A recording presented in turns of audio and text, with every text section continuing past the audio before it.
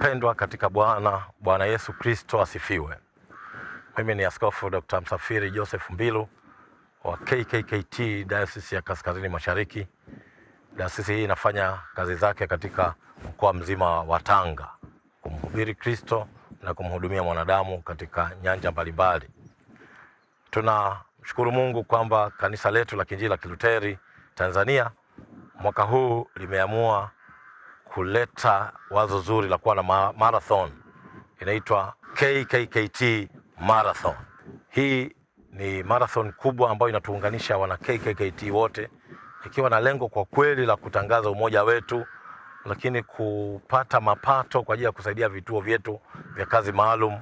Mfano kituo chetu cha viziwi pale Mwanga, kituo cha viziwi kule Njombe na vituo vingine vya jinsi hiyo.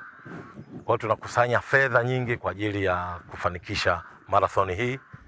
Itafanyika tarehe 21 mwezi Juni mwaka huu 2025 pale kwenye jiji la Arusha.